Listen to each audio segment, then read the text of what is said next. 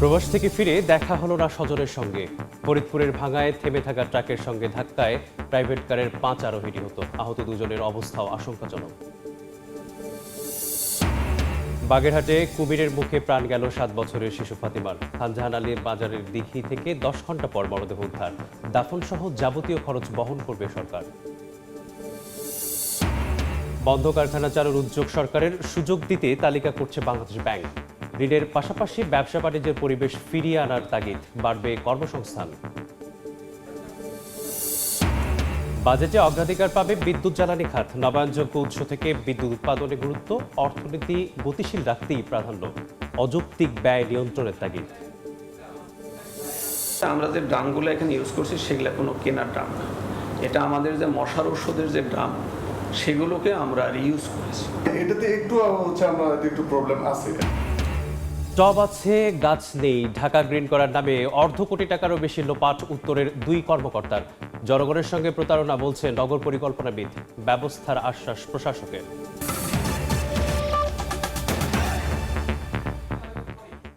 সময় সংবাদের সঙ্গে আছি আমি মেসবাহুল আলিফ। প্রবাস থেকে ফিরে স্বজনদের সঙ্গে হলো না দেখা। প্রাইভেট কার নিয়ন্ত্রণ হারিয়ে ট্রাকের পেছনে ধাক্কা দিলে এক পরিবারের 4 জন সহ 5 জনের মৃত্যু হয়। গুরুতর আহত হন আরও 2 জন। ফরিদপুরের ঢাকা ভাঙা এক্সপ্রেসওয়ে সকালে এই দুর্ঘটনা ঘটে। বিদেশ থেকে ফিরে যাওয়া হলো না স্বজনদের কাছে। চালকের বেপরোয়া গতি আর অসতর্কতায় সড়কে 5 জনের মৃত্যু।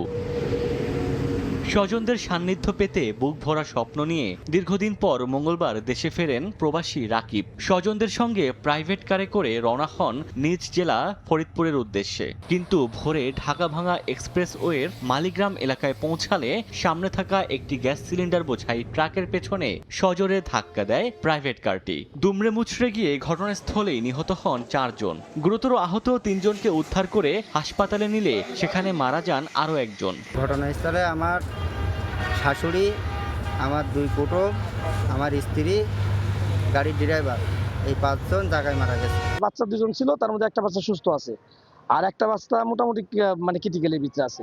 এই ঘটনায় আইনগত ব্যবস্থা নেওয়ার কথা জানিয়েছে পুলিশ। ঢাকা থেকে ভাঙামুখী একটি প্রাইভেট কার এবং ঢাকা থেকে ভাঙামুখী একটি ট্রাক যাচ্ছিল, যাওয়ার পথে আজকে ভোরবেলায় সড়ক দুর্ঘটনা সংঘটিত হয়। সড়ক দুর্ঘটনায় 5 জন মারা গিয়েছে।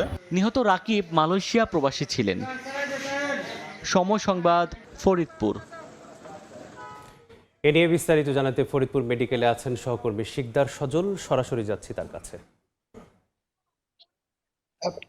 ফরিদপুরের ভাঙ্গার এক্সপ্রেস ওয়েতে যে দুর্ঘটনায় ট্রাকের পিছনে সজোরে ধাক্কা দিয়ে যে প্রাইভেট কারের 5 জন নিহত হয়েছেন এবং 2 জন আহত হয়েছেন, সেই নিহতদের পরিচয় কিন্তু মিলেছে। যেমনটি জানা গেছে যে এই যশোর জেলার ঝিকর গাছা এলাকার যে বাকরা ইউনিয়নের বালিয়াডাঙ্গি গ্রামের আরিফুল ইসলাম, তিনি দীর্ঘদিন মালয়েশিয়াতে ছিলেন এবং মালয়েশিয়া থেকে গতকালকে ফিরে আসছিলেন এবং তাকে আনতে তার ভাই রাকিব, নূরজাহান মা এবং বোন আয়েশা বেগম এবং ভাগ্নি এবং ভাগ্নের সহ তারা কিন্তু এয়ারপোর্টে আনতে গিয়েছিল এবং এয়ারপোর্ট থেকে ফেরার পথেই ঠিক এক্সপ্রেস ওয়ের ভাঙ্গা উপজেলার যে মালিক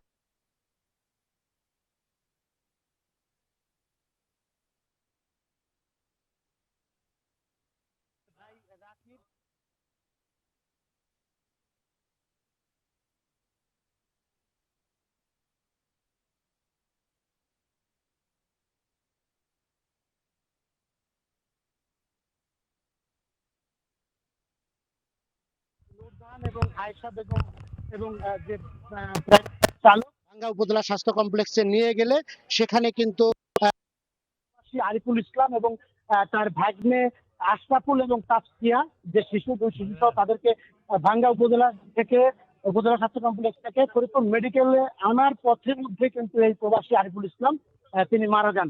তার মরদেহ কিন্তু এই ফরিদপুর মেডিকেল কলেজ হাসপাতালে রয়েছে এবং যে 2 শিশু আশরাফুল এবং যার বয়স 8 বছর এবং তাসফিয়া 3 বছর বয়সী, তারা কিন্তু ফরিদপুর মেডিকেল কলেজ হাসপাতালে এখন চিকিৎসাধীন রয়েছেন। আর যে 4 জনের মরদেহ সেটি কিন্তু শিবচর হাইওয়ে থানায় 4 জনের মরদেহ রাখা হয়েছে। ইতিমধ্যেই তাদেরকে খবর দেওয়া হয়েছে নিহত স্বজনদেরকে এবং তারা এই মুহূর্তে কিন্তু আসলে মরদেহ হস্তান্তরের যে প্রক্রিয়া সেটা কিন্তু চলছে এবং মাইক্রোবাস এবং যে ট্রাক সেটি কিন্তু জব্দ করা হয়েছে। এই ছিল কিন্তু আসলে এই ফরিদপুরের সড়ক দুর্ঘটনা আমার কাছে সর্বশেষ।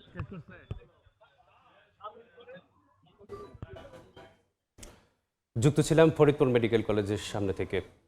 কোন ধরনের বন্ধ শিল্প কারখানা চালু করা হবে তা নিয়ে 1 মাসের মধ্যেই তালিকা করে সরকারকে দেবে বাংলাদেশ ব্যাংক।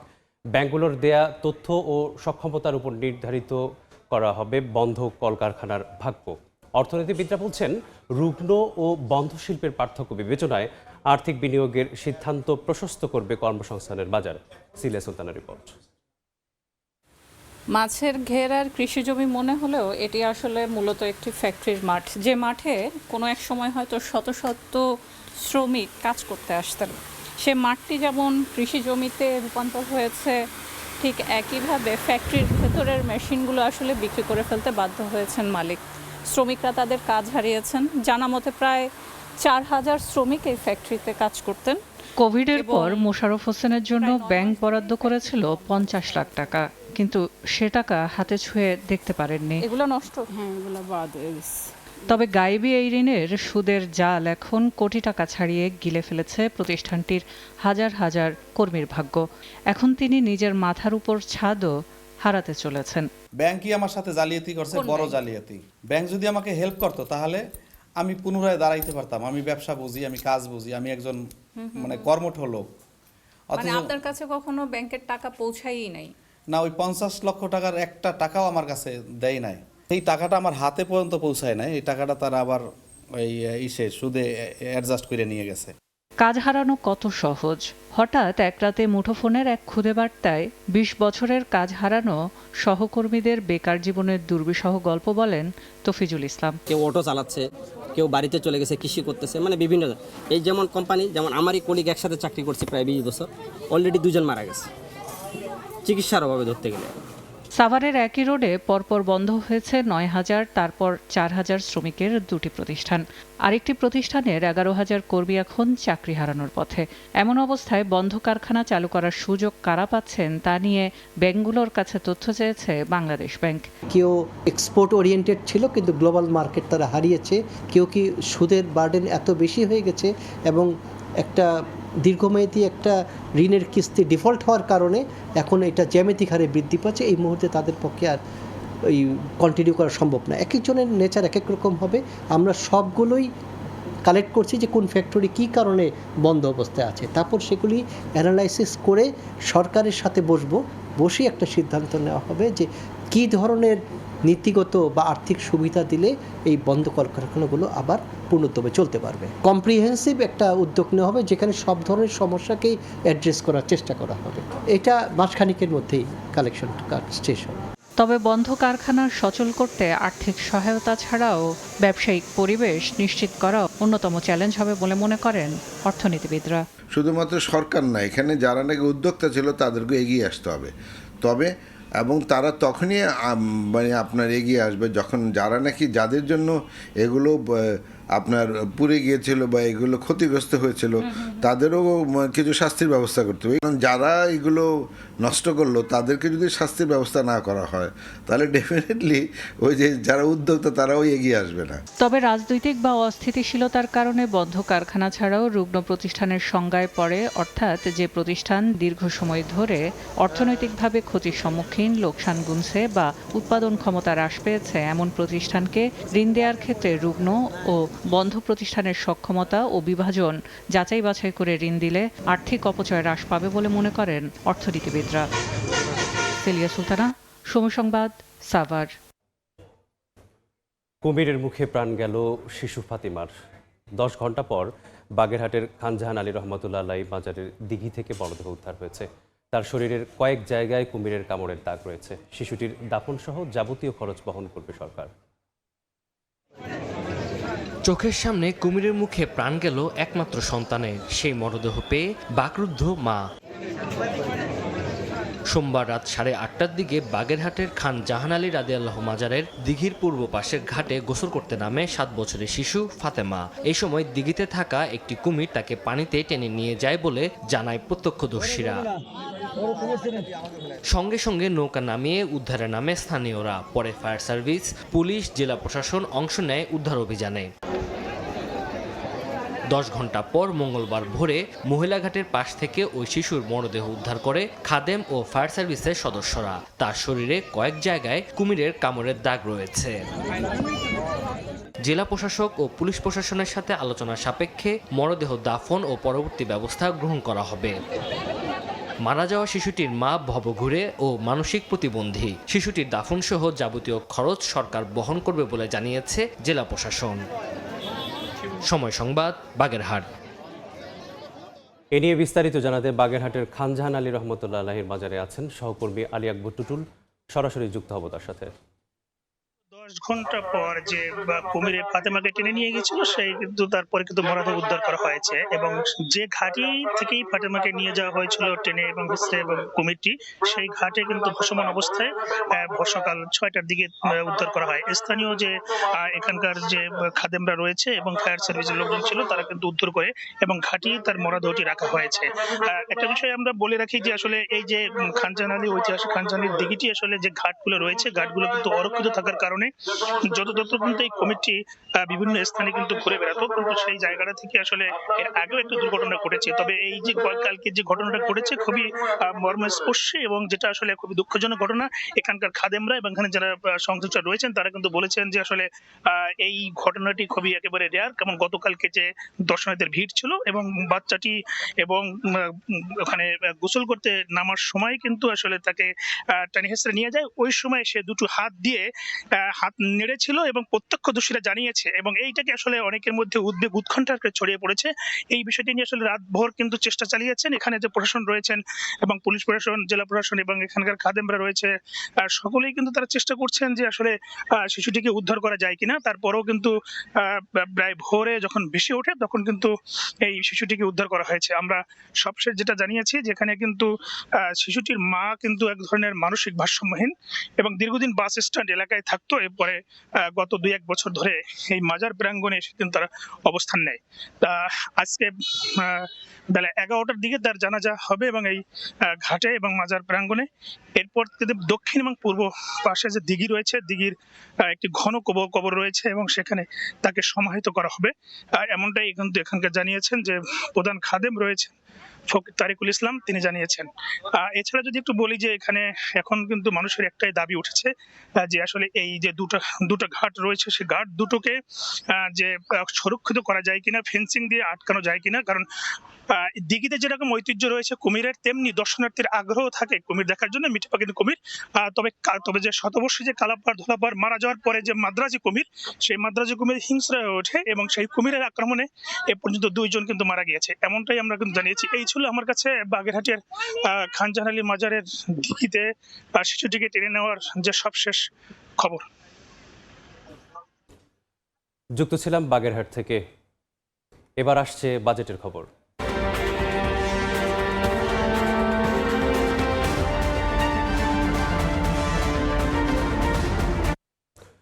নতুন সরকারের প্রথম বাজেটে গুরুত্ব পাচ্ছে বিদ্যুৎ ও জ্বালানি খাত। এবার অগ্রাধিকারে থাকবে নবায়নযোগ্য উৎস থেকে বিদ্যুৎ উৎপাদন, জ্বালানি অনুসন্ধানের মতো বিষয়।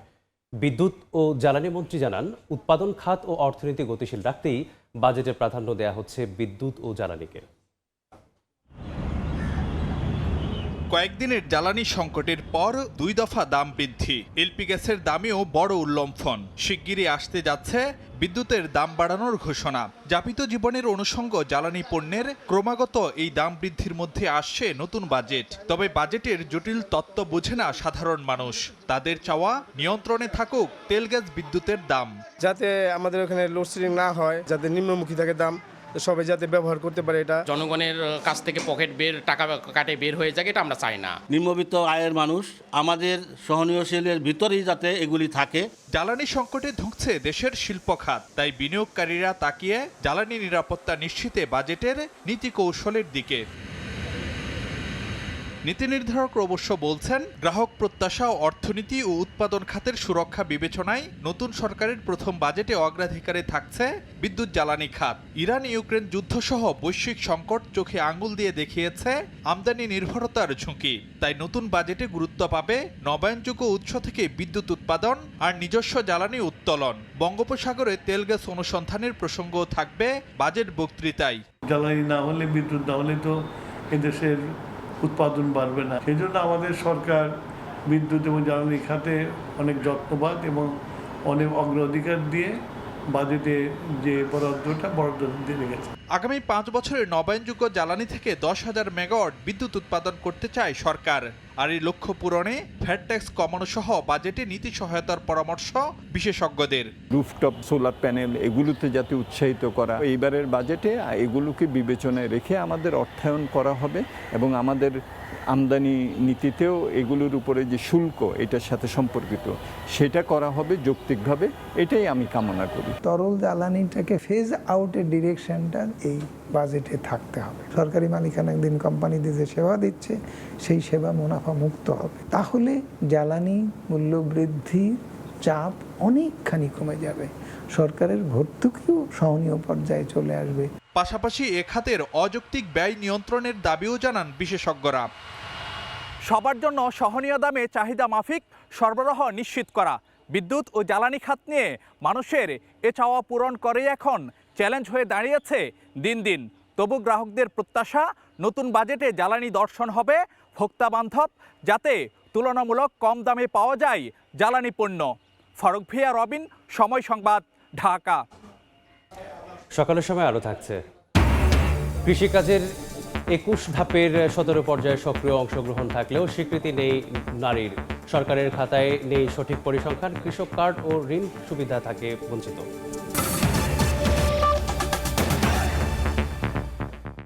শিশু রাবিসাকে ধর্ষণ ও হত্যার মামলার সাক্ষ্য গ্রহণ শুরু হচ্ছে আজ। এ বিষয়ে বিস্তারিত জানাতে ঢাকা মহানগর দায়রা জজ আদালতে আছেন সহকর্মী আসিফ মাহমুদ সিয়াম। সরাসরি যাচ্ছি তার কাছে। শিশু রামিসাকে ধর্ষণ এবং হত্যা মামলায় আজ প্রথম সাক্ষ্য গ্রহণ অনুষ্ঠিত হবে এবং সেই সাক্ষ্য গ্রহণের জন্য আমরা দেখেছি যে সকালে রামিসার বাবা অর্থাৎ মামলার বাদী তিনি আদালতে এসে উপস্থিত হয়েছেন। তিনি আজকে সাক্ষ্য দেবেন এবং যেহেতু এই মামলা দ্রুত নিষ্পত্তি করার চেষ্টা রয়েছে, তাই রাষ্ট্রপক্ষের আইনজীবী জানিয়েছেন যে বাদীর সাক্ষ্য গ্রহণের পর আরও 5 জনের সাক্ষ্য গ্রহণ নেওয়ার প্রস্তুতি তাদের রয়েছে। তো সেই সাক্ষ্য গ্রহণ শুনানির জন্য কিছুক্ষণ আগেই এই মামলার মূল আসামি সোহেল রানাকে আদালতে নিয়ে যাওয়া হয়েছে এবং তার সহযোগী হিসেবে যাকে অভিযুক্ত করা হয়েছে অর্থাৎ তার স্ত্রী, তিনি এখন পর্যন্ত আদালতের হাজতখানায় আছেন। কিছুক্ষণ পরেই তাকে আদালতে তোলা হবে এবং এর পরবর্তীতে আদালত আনুষ্ঠানিকভাবে তার কার্যক্রম শুরু করবে। এর আগে গতকাল এই মামলার অভিযোগ গঠন শুনানি অনুষ্ঠিত হয়েছে এবং সেই অভিযোগ গঠনে জানানো হয়েছে যে গত 19 মে শিশু রামিসাকে এই সোহেল রানা প্রথমে ধর্ষণ করেছিল এবং পরবর্তীতে তাকে হত্যা করে এবং সেই প্রমাণ ধ্বংসের জন্য তাকে নৃশংসভাবে তার মরদেহ খণ্ডবিখণ্ড করে সেটা ধ্বংস করার চেষ্টা করে এবং এই পুরো অপরাধে তার স্ত্রী স্বপ্না তাকে সাহায্য করে এবং যখন বিচারক তাকে এই অভিযোগগুলো তাদেরকে পড়ে শোনাচ্ছিলেন এবং সেই অভিযোগের প্রেক্ষিতে তাদের যে কী ধরনের শাস্তি হতে পারে, অর্থাৎ এই অভিযোগের প্রেক্ষিতে তাদের সর্বোচ্চ সাজা মৃত্যুদণ্ড অথবা যাবজ্জীবন কারাদণ্ড হওয়ার কথা রয়েছে, এটা যখন তারা শুনতে পারেন তখন সোহেল রানা নিজের সাফাইয়ে কোনো কিছু না বলে তিনি তার স্ত্রীর ব্যাপারে বলেন যে তার স্ত্রী সম্পূর্ণ নির্দোষ, তা এই অপরাধে তার কোনো সংশ্লিষ্টতা নেই। কিন্তু এ সময় আসামিপক্ষের আইনজীবী রাষ্ট্র কর্তৃক নিয়োজিত আসামিপক্ষের আইনজীবী তিনি জানান যে ঘটনাস্থলের কোনো ডিএনএ স্যাম্পল, সোহেল রানার কোনো ডিএনএ স্যাম্পল ফরেন্সিক রিপোর্টে পাওয়া যায়নি এবং কোনো প্রত্যক্ষদর্শী পাওয়া যায়নি, সেজন্য তিনি চার্জশিটে অভিযোগ আপত্তি জানান। কিন্তু রাষ্ট্রপক্ষের আইনজীবী জানান যে আলামত ধ্বংসের জন্যই মূলত সোহেল রানা সবকিছু পানি দিয়ে ধুয়ে ডিএনএ তিনি নষ্ট করে দিয়েছিলেন। তো এখন পর্যন্ত এই ছিল আমার কাছে সর্বশেষ। সহকর্মী আসিফ মাহমুদ সিয়াম যুক্ত ছিলেন। দেখছেন সময় সংবাদ।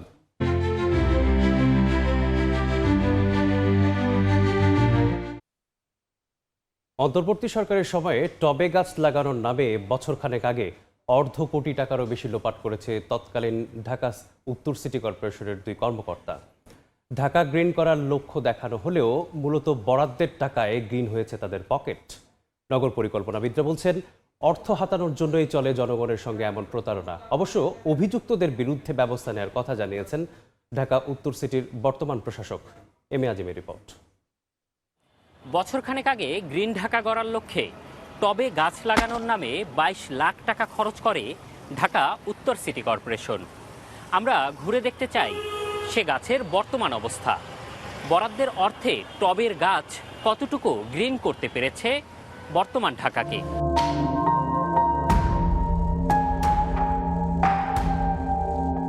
মিরপুর 1 থেকে 14 টবে লাগানো 700 গাছ থাকার কথা, তবে মেলেনি একটি গাছেরও সন্ধান। স্থানীয় থেকে পথচারী কেউ দেখেওনি টবের সে গাছ। এই ফুটপাত বা কোথাও রাস্তাঘাটে না, আমার চোখে পড়েনি। এরকম কোথাও দেখেন নাই? না। সিটি কর্পোরেশন লাগিয়েছে? না, এটা দেখে নাই। তাহলে ঢাকা গ্রিন করার নামে বরাদ্দের অর্থ কি কারো পকেট গ্রিন করেছে? জানতে উত্তর সিটি কর্পোরেশনে সময় সংবাদ।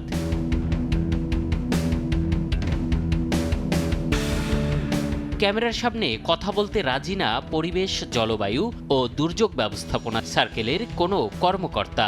তত্ত্বাবধায়ক প্রকৌশলী নিজেই জানান, যে কয়েকটি গাছ লাগিয়েছিলেন তারা, তার জন্য কিনতে হয়নি টব। সিটি কর্পোরেশনের ড্রাম কেটেই বিনামূল্যে টব বানিয়েছেন তারা। আমরা যে ড্রামগুলো এখানে ইউজ করছি সেগুলো কোনো কেনার ড্রাম না, এটা আমাদের যে মশার ওষুধের যে ড্রাম সেগুলোকে আমরা রিইউজ করেছি।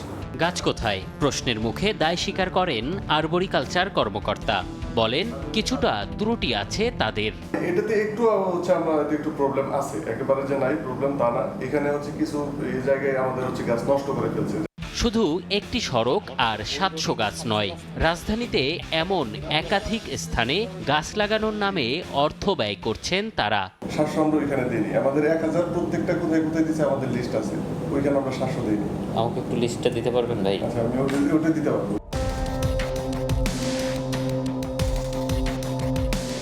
এবার তাদের সে তালিকা ধরে বর্ধিত পল্লবী আবাসিক এলাকায় সময় সংবাদ। এখানে ড্রাম আছে, গাছ নেই। ড্রামগুলো বাঁকা, রং নাই, এসে তখন আমরা বললাম যে আমাদের তো এই যে ড্রামগুলো যে আসছে এগুলো তো কি করতে হবে, রং করতে হবে, এগুলো ড্রেসিং করতে হবে। টোটাল কতগুলো দিবে আনার পরে হয়তো আমরা এবার গাছ লাগাবে, রং করবে, সে প্রক্রিয়াটা হবে যাওয়া। তাহলে বরাদ্দের অর্থ ব্যয় হয়েছে কোথায়? এসব জানতে সিটি কর্পোরেশনে গেলে এবার দরজা বন্ধ করে রাখেন 2 কর্মকর্তা।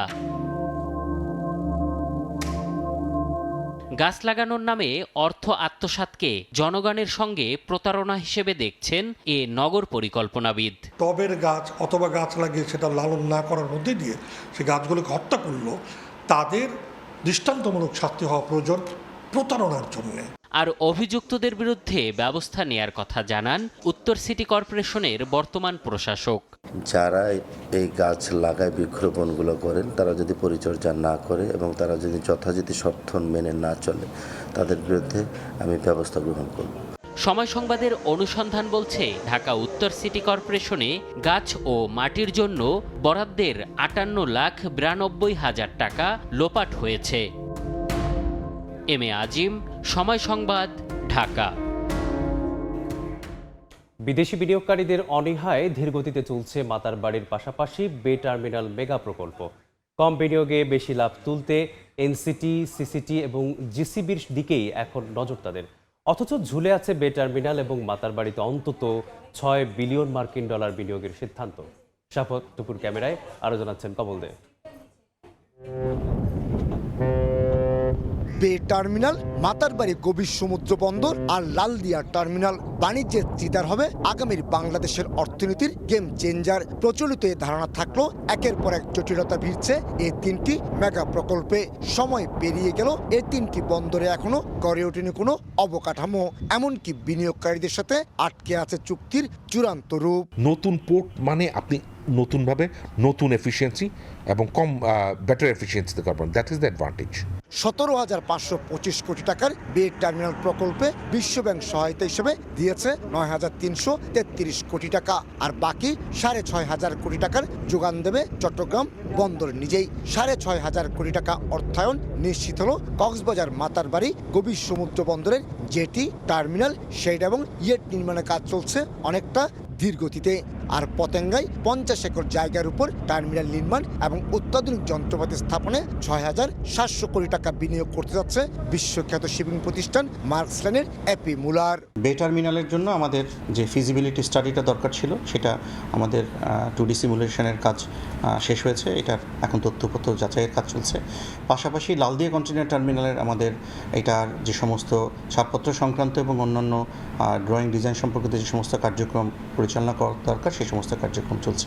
অথচ কয়েক বছর ধরে বে টার্মিনালে বিনিয়োগে আগ্রহ দেখিয়ে আসছে সিঙ্গাপুরের সিঙ্গাপুর পোর্ট অথরিটি, দুবাই ভিত্তিক প্রতিষ্ঠান ডিপি ওয়ার্ল্ড। একইভাবে মাতার বাড়িতে রয়েছে বিদেশি বিনিয়োগকারীদের আগ্রহ। কিন্তু সাম্প্রতিক সময়ে সে বিদেশি বিনিয়োগকারীরাই চট্টগ্রাম বন্দরের অত্যাধুনিক কন্টেইনার টার্মিনাল এনসিটির পাশাপাশি সিসিটি পরিচালনাতেই বেশি আগ্রহী। তার একটি বিকল্প পথে অনেকে হাঁটছে, যেমন ডিপি ওয়ার্ল্ড, তারপর আরও অনেকেই, যে চট্টগ্রাম বন্দরের ভিতরে এনসিটিতে, সিসিটিতে, জিসিবিতে বিনিয়োগের জন্য। তার মানে কি রেডিমেড পোর্টে বিনিয়োগ করে, অল্প বিনিয়োগ করে বেশি লাভ করার চিন্তা ভাবনা। 2030 সালের মধ্যে পুরোদমে অপারেশনে যাওয়ার কথা লালদিয়া চরের এপি মুলার টার্মিনাল। একই বছর মাতারবাড়ি এবং বে টার্মিনালে কার্যক্রম শুরুর কথা থাকলেও কাজের ধীরগতির কারণে এই দুটি মেগা প্রকল্প পেছাতে পারে বলে আরও কয়েক বছর। এই বে টার্মিনাল, মহেশখালীর মাতারবাড়ি, পতেঙ্গা লালদিয়া চরে 6 থেকে 8 বিলিয়ন মার্কিন ডলার বিদেশি বিনিয়োগের সম্ভাবনা রয়েছে। কিন্তু তার আগে সব জটিলতা এড়িয়ে বন্দরের অবকাঠামোগত স্থাপনা নির্মাণ কাজ শুরু করা এখন কঠিন চ্যালেঞ্জ। চট্টগ্রামের পতেঙ্গার বে টার্মিনাল থেকে কমল দে, সময় সংবাদ। Thai Aluminium. The better is now the best. পুরুষদের পাশাপাশি প্রতিদিন কৃষিখাতে কাজ করেন হাজারো নারী। কেউ চারা লাগান, কেউ ফসল তোলেন, কেউ বা গবাদি পশু সামলান দেন। দেশে ঠিক কতজন নারী কৃষক আছেন তার কোনো ডেটাবেস নেই খোদ সরকারের খাতায়। ফলে কৃষি কার্ড, ঋণ কিংবা সরকারি সুবিধা থেকেও বঞ্চিত হচ্ছেন নারী কৃষকরা। নারী কৃষকদের বাস্তবতা নিয়ে আবু সাইদ নিশানের প্রতিবেদন। ক্যামেরায় ছিলেন অনুপ দত্ত।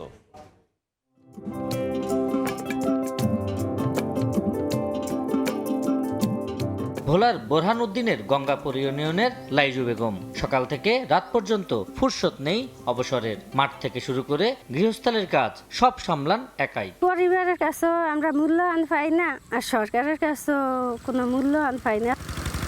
কৃষিকাজের 21টি ধাপের মধ্যে 17টিতেই নারীদের সক্রিয় অংশগ্রহণ থাকলেও কৃষক হিসেবে নেই কোনো আনুষ্ঠানিক স্বীকৃতি। চাষবাস করলে স্বামীগুলাকে যে বিলে খেতে আনা পরে কোনো আমাদের যে কোনো মূল্যায়ন দেয় না। পুরুষ যে টাকা পাইবে এই টাকা তারা আমারে দিব না। ভোলার বোরহানউদ্দিন কাছিয়া ইউনিয়নের ফাতেমা জলবায়ু পরিবর্তনে ক্ষতিগ্রস্ত কৃষানি। বৃষ্টিকে তলে লইয়া গেছে স্যার, কালী পুজো চেয়ারের বইয়া বইয়া টানা দিয়া আমি 10 কেজি ডাল পেয়েছি। আমরা এতটি জিনিস করছি, আমরা কিছু আনতারি নেই বাড়ির। সম্প্রতি কৃষকের জন্য বিশেষায়িত কার্ড কার্যক্রম চালু হয়েছে দেশে। এই কার্ডে কৃষি ঋণ, ভর্তুকি, বীজ, সার ও অন্যান্য সুবিধা দেওয়ার পরিকল্পনা সরকারের। অনেক ডাটাতেই নিয়ে অনেক বিতর্ক আছে। কৃষি অর্থনীতিকে ডেভেলপ করার জন্য যা কিছু করার প্রয়োজন অবশ্যই আমরা করব। কৃষক হিসেবে নারীকে আলাদাভাবে চিহ্নিত করা না গেলে কৃষি অর্থনীতির উন্নয়ন অসম্ভব বলে মনে করেন মানুষের জন্য ফাউন্ডেশনের নির্বাহী পরিচালক। আমরা টেকনোলজি বলি তার হাতে নাই, পাম্প ব্যবহার করা, পানি, ভর্তুকি, কোনো সবটা থেকে নারী বঞ্চিত, কারণ তাকে ধরা হয় সে একটা সহযোগিতা।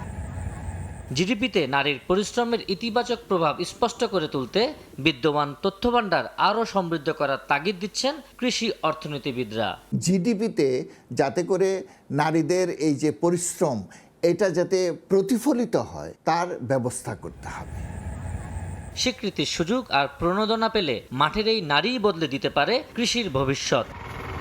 যেখানে নারী কৃষকরা নানা চ্যালেঞ্জ মোকাবেলা করে কাজ করতে হচ্ছে, সেখানেই প্রতিদিনই তারা মাঠে নামছেন, কিন্তু রাষ্ট্রের তথ্য ভাণ্ডারে নেই তাদের পূর্ণ স্বীকৃতি। এতে নীতি নির্ধারণে তারা কতটা দৃশ্যমান তা নিয়ে উঠছে প্রশ্ন। এখন দেখার বিষয় বর্তমান সরকার নারী কৃষকদের অধিকার নিশ্চিতে কী ভূমিকা নেয়। আবু সাইদ নিশান, সময় সংবাদ, ভোলা। বিপুল সম্ভাবনা থাকলেও স্বাধীনতা পরবর্তী সময়ে পরিকল্পনার বাইরে থেকেছে বিস্তীর্ণ চরাঞ্চল। অথচ 36 লাখ একর চরণভূমিতে কৃষি, মৎস্য আর প্রাণী সম্পদ খাত থেকে অর্থনীতিতে যোগ হতে পারে হাজার হাজার কোটি টাকা।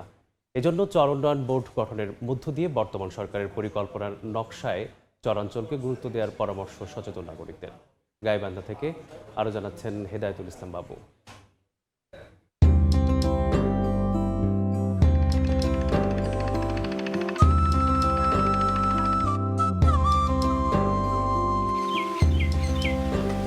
চারপাশে ব্রহ্মপুত্র নদ, মাঝখানে ভেসে থাকা জনপদের নাম চর বা দ্বীপচর।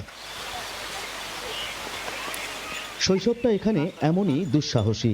বয়স বাড়ার সঙ্গে সঙ্গে জীবন জীবিকার লড়াইটাও বদলে যায়। দফায় দফায় খরায় পোড়া, বানে ভাসা আর ভাঙনে সর্বহারা মানুষগুলোর টিকে থাকার যুদ্ধ চলে অবিরাম। উজান থেকে নেমে আসা নদ নদীগুলো বরাবরই যেন অভিশাপ হয়ে ধরা দেয় ভাটির জনপদের গতরখাটা মানুষগুলোর কাছে। দুর্গম যোগাযোগ ব্যবস্থা, অপর্যাপ্ত শিক্ষা, স্বাস্থ্যসেবা সবসময় পিছিয়ে রাখছে তাদের। চিকিৎসা ব্যাপারে অনেক মানুষ মারা যায় চরের মধ্যে। ভালো কোনো লোক এখানে বসবাসও করে না, অথবা অর্থবিত্ত চাকরি এখানে কিছুই হয় না।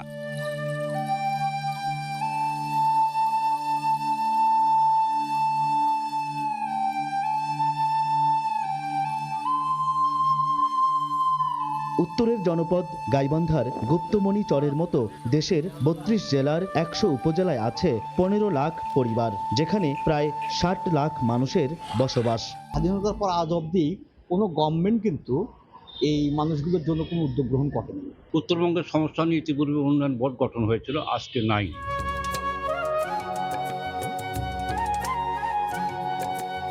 চরাঞ্চলে বসবাসরত প্রায় প্রত্যেক পরিবারে আছে ৪ থেকে ৫টি গরু, ছাগল, মহিষও লালন পালন করেন অনেকে। সংশ্লিষ্টরা বলছেন, সরকার এ অঞ্চলের কৃষি, মৎস্য আর প্রাণী সম্পদ ঘিরে সঠিক পরিকল্পনার ছক আঁকলে বদলে যাবে অর্থনীতির ছবি। আমরা একটা মাস্টার প্ল্যান ডেভেলপ করে তা যদি বাস্তবায়ন করতে পারি, তাহলে এই ১ কোটি লোকের ভাগ্য উন্নয়ন হবে। যদি পরিকল্পিতভাবে সরকার কাজ করে এবং একটা বোর্ড যদি গঠন করে, তাহলে নিঃসন্দেহে চর অঞ্চলের মানুষের দারিদ্র্য কমে আসবে। চরাঞ্চল নিয়ে সরকার ভাবছে বলে জানালেন জেলা প্রশাসক। আর সংসদ সদস্য বলছেন, তিস্তা মহাপরিকল্পনা বাস্তবায়ন হলে সকল সমস্যার সমাধান হবে। তিস্তা মহাপরিকল্পনা বাস্তবায়ন হলে যে সমস্যাগুলো আছে, সকল সমস্যা হবে একটা প্রজেক্টের মাধ্যমে। আমাদের প্রাণীজ সম্পদ, আমাদের মৎস্য সম্পদ, এগুলিকে কিভাবে বাড়ানো যেতে পারে এ বিষয়ে সরকার কাজ করছে। দেশে শতকরা 24.3 ভাগ দারিদ্র সীমার নিচে এবং 12.9 ভাগ চরবাসী চরম দারিদ্র্যের মধ্যে বসবাস করে। হেদায়েতুল ইসলাম বাবু, সময় সংবাদ, গাইবান্ধা। রংপুর বিভাগের হাড়িভাঙা আম আর নানা জাতের লিচু এখন পরিচিতি পাচ্ছে বিদেশেও। হাজার কোটি টাকার এই ফলের বাজার ঘিরে তৈরি হতে পারে বিশাল কৃষিভিত্তিক শিল্প খাত। তবে প্রক্রিয়াজাতকরণ শিল্প আর সংরক্ষণ ব্যবস্থার অভাবে প্রতি বছরই নষ্ট হচ্ছে উৎপাদনের 40% ফল। বিশেষজ্ঞরা বলছেন, পরিকল্পিত উদ্যোগ নিলে রংপুর হতে পারে দেশের অন্যতম অ্যাগ্রো প্রসেসিং হাব। শাকিল মাহমুদের ছবিতে নাজমুল ইসলামদের সাথে রিপোর্ট। গাছ ভর্তি হাড়িভাঙ্গা আম, কোথাও লাল টসটসে লিচু। মৌসুম এলেই রংপুর অঞ্চলের হাজার হাজার কৃষক ব্যস্ত হয়ে পড়েন ফল সংগ্রহ আর বিক্রিতে। কৃষি বিভাগ বলছে, শুধু আম ও লিচু ঘিরেই রংপুর বিভাগের বাজার এখন ১,৫০০ কোটি টাকার বেশি। কিন্তু সম্ভাবনার বিপরীতে শিল্পায়নের চিত্র এখনো হতাশাজনক। সংরক্ষণ আর প্রক্রিয়াজাতকরণ সুবিধার অভাবে প্রতি বছর উৎপাদনের অন্তত 40% ফল নষ্ট হচ্ছে। ফলে কৃষকরা বাধ্য হচ্ছেন কম দামে ফল বিক্রি করতে। আমটা প্রক্রিয়াজাত করতে পারি না রংপুরবাসী, কারণ কোনো হিমাগার নাই। সংরক্ষণ করার একটা লং টার্ম ব্যবস্থা থাকতো, তাহলে অনেক উপকার হতো এবং কৃষকরা অনেক লাভবান হতো। একটা স্টোর থাকলে আমরা ওই হিমাগারের লিগে স্টোর করে থইলাম হয়। জিআই পণ্য খ্যাত রংপুরের হাড়িভাঙ্গা ও দিনাজপুরের লিচু ছাড়াও এই অঞ্চলের ব্যানানা ম্যাঙ্গো, কাটিমন, আম্রপালি, বাড়ি 4 জাতের আমের বড় বাজার গড়ে উঠেছে। বিশেষজ্ঞদের মতে, আম ও লিচুকে কেন্দ্র করে গড়ে তোলা সম্ভব বড় একটি কৃষিভিত্তিক শিল্প খাত। প্রয়োজন সরকারের পরিকল্পিত উদ্যোগ। আমরা বিভিন্ন ধরনের আম জাতের যে পণ্যগুলো, এসব যদি এই অঞ্চলে যদি আমরা করতে পারি, তাহলে আমার মনে সুবিধা। কারণ এখান থেকে পরিবহন করে অন্য অঞ্চলে নিয়ে যে সেই শিল্প, এটাকে আবার শিল্প হিসেবে গড়ে তোলা, এটা কিন্তু বিশাল একটা খরচের ব্যাপার থাকে। কৃষি বিভাগ বলছে, ফল সংরক্ষণে পাইলট আকারে কিছু প্রকল্প নেওয়া হয়েছে। একই সঙ্গে অ্যাগ্রোভেজ ইন্ডাস্ট্রি গড়ে তুলতে আলোচনা চলছে। এখানে অ্যাগ্রো প্রসেসিং সেন্টার নির্মাণের ব্যাপারে ইতোমধ্যেই আসলে আমরা বিভিন্ন, বিশেষ করে যে সমস্ত আমাদের ফোরাম আছে, সেখানে আমরা এই কথাগুলো বলে যাচ্ছে এবং সরকারও এই ব্যাপারে ইতিবাচক। বিশেষজ্ঞদের মতে পরিকল্পিত বিনিয়োগ আর শিল্পায়নের মাধ্যমে রংপুরের আম ও লিচু শুধু মৌসুমি ফল হিসেবে নয়, একটি পূর্ণাঙ্গ কৃষি শিল্প অর্থনীতিতে রূপ দেয়া সম্ভব। আর সেটি বাস্তবায়ন হলে বদলে যেতে পারে উত্তরাঞ্চলের অর্থনীতির চিত্র। নাজমুল ইসলাম নিশাত, সময় সংবাদ, রংপুর। ঘন ঘন লোডশেডিংয়ে ব্যাহত হচ্ছে ঠাকুরগাঁও বিসিক শিল্পনগরীর কলকারখানাগুলোর উৎপাদন। চাহিদা থাকলেও সময়মতো পণ্য সরবরাহ করতে না পেরে আর্থিক ক্ষতির মুখে পড়ছেন উদ্যোক্তারা। এমন পরিস্থিতিতে বাধ্য হয়ে শ্রমিক ছাঁটাই করছেন অনেক কারখানা মালিক। রুবিল ইসলামের ক্যামেরায় জিয়াউর রহমান বকুলের রিপোর্ট। ঘন ঘন লোডশেডিংয়ের কারণে আটা, ময়দা, পাটজাত পণ্য, প্লাস্টিক সহ বিভিন্ন কারখানার উৎপাদন চলছে ধীরগতিতে। সাধারণ সময়ের মতো কর্মচাঞ্চল্য থাকলেও বিদ্যুৎ বিভ্রান্তে বারবার থেমে যাচ্ছে ঠাকুরগাঁও বিসিক শিল্পনগরীর উৎপাদন কার্যক্রম। শ্রমিকরা কাজের প্রস্তুতি নিয়েও অনেক সময় বসে থাকছেন অলসভাবে। এতে সময়মতো পণ্য সরবরাহ করতে পারছেন না উদ্যোক্তারা। এমনকি দীর্ঘদিন ধরে বিদ্যুৎ সমস্যার কারণে আর্থিক ক্ষতির মুখে পড়েছেন ব্যবসায়ীরা। আমাদের লোডশেডিংয়ের কারণে আমাদের কাজের অনেকটাই গতি কম। মালের চাহিদা আছে কিন্তু আমরা ঠিকমতো মাল দিতে পারতেছি না। কিছুক্ষণ পরপর কারেন্ট যায়, কিছুক্ষণ পরপর কারেন্ট যায়। কারেন্ট নাই, কারেন্টের সমস্যা আছে, কাজকর্ম হয় না। আগের মতো আমরা কাজ করতে শান্তি পাই না, কারণ আগের মতো কারেন্ট থাকে না। আমার ফ্যাক্টরিতে 120 জন শ্রমিক নিয়োজিত ছিল, অলরেডি 15 জন ছাঁটাই হয়েছে। বিসিক কর্তৃপক্ষ বলছে উৎপাদন ব্যাহত হওয়ার বিষয়টি বিদ্যুৎ বিভাগকে জানানো হয়েছে। দ্রুত সমস্যা সমাধানে উদ্যোগ নেওয়ার আশ্বাস দিয়েছে বিদ্যুৎ বিভাগ। আমি যদি আধা ঘন্টা রাখতে পারি তাও দেশের কি এটা জিডিপিতে ভূমিকা পালন করবে। নেস্কো বরাবর একটি চিঠিও দিয়েছি যাতে এখানে বিদ্যুৎ সংকটটা নিরসন করা যায় এবং যে সময় লোডশেডিংটা হচ্ছে তার আগে যাতে শিল্প ইউনিটগুলোকে যাতে অবগত করা হয়। বিসিক শিল্পনগরীর 56টি ইউনিটের মধ্যে 25টি খাদ্য প্রক্রিয়াজাত শিল্প। জিয়াউর রহমান বকুল, সময় সংবাদ, ঠাকুরগাঁও। দেশের বাইরের খবর। লেবানন ইসরায়েল সীমান্তে নতুন করে সংঘাত ছড়ানোর মাঝেই যুদ্ধবিরতির দাবি করছেন মার্কিন প্রেসিডেন্ট ডোনাল্ড ট্রাম্প। নেতানিয়াহু ও হিজবুল্লাহর সাথে কথা বলে উভয় পক্ষকে হামলায় বিরত করতে রাজি করিয়েছেন বলেও জানান তিনি। তবে একই সময়ে বৈরুতে নতুন করে ইসরায়েলি হামলার নির্দেশ ও পাল্টাপাল্টি রকেট বর্ষণ পরিস্থিতিকে আরও অনিশ্চয়তার দিকে নিয়ে যাচ্ছে। একের পর এক যুদ্ধবিরতির আলোচনা আর আহ্বানের পরেও থেমে নেই ইসরায়েল ও হিজবুল্লাহ সংঘাত। তবে এবার সংঘাত কমানোর দাবি করে সামাজিক যোগাযোগ মাধ্যমে মার্কিন প্রেসিডেন্ট ডোনাল্ড ট্রাম্প জানান নেতানিয়াহু ও হিজবুল্লাহর সঙ্গে তার খুবই ফলপ্রসূ আলোচনা হয়েছে। তবে সব ধরনের হামলা বন্ধে পক্ষগুলো সম্মত হয়েছে দাবি করেন তিনি। বলেন বৈরুতে কোনো সেনা যাচ্ছে না। তবে বিশ্লেষকরা বলছেন ট্রাম্প মূল ইস্যু অর্থাৎ দক্ষিণ লেবাননে ইসরায়েলি সামরিক অগ্রযাত্রা এবং ব্যাপক বাস্তুচ্যুতির বিষয়টি পুরোপুরি এড়িয়ে গেছেন।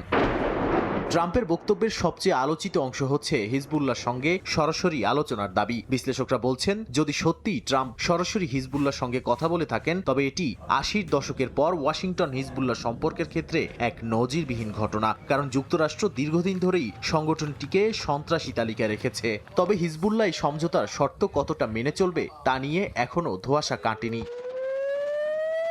এদিকে বাস্তবতায় সংঘাত থামার কোনো লক্ষণ নেই। বৈরুতের দক্ষিণ উপশহর দাহিয়ের বাসিন্দাদের এলাকা ছাড়ার নির্দেশ দিয়ে নতুন করে বিমান হামলা চালিয়েছে ইসরায়েলি বাহিনী। জবাবে উত্তর ইসরায়েলের বাসিন্দাদের ঘরবাড়ি ছাড়ার পাল্টা সতর্কবার্তা দিয়েছে ইরানের খাতামাল আনবিয়া কেন্দ্রীয় সদর দপ্তর। তাই বৈরুতের দক্ষিণাঞ্চল থেকে হাজারো মানুষ জীবন বাঁচাতে আবারও এলাকা ছাড়ছেন।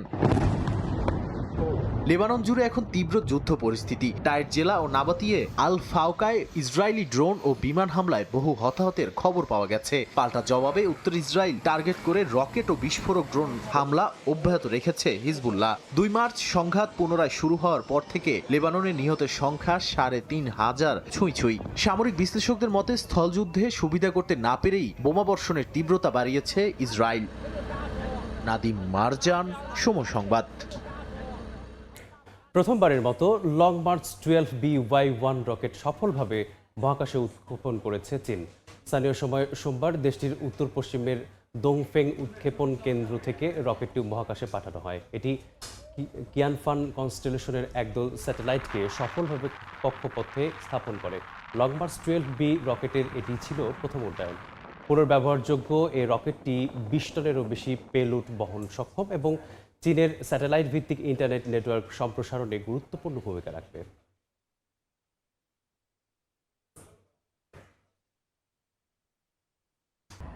এ পর্যায়ে শীর্ষ সংবাদগুলো জানিয়ে দিচ্ছি আরেকবার।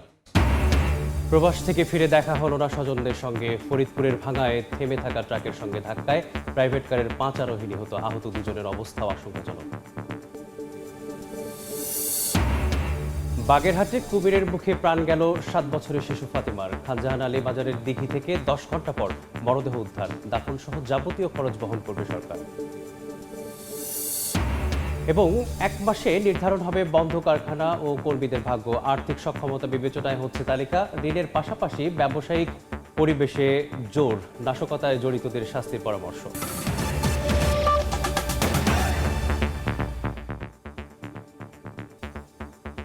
এই ছিল সকাল 10টার সময় সংবাদ। এরপর এ সময়ের বাণিজ্যের সঙ্গে থাকবেন রোজা চৌধুরী।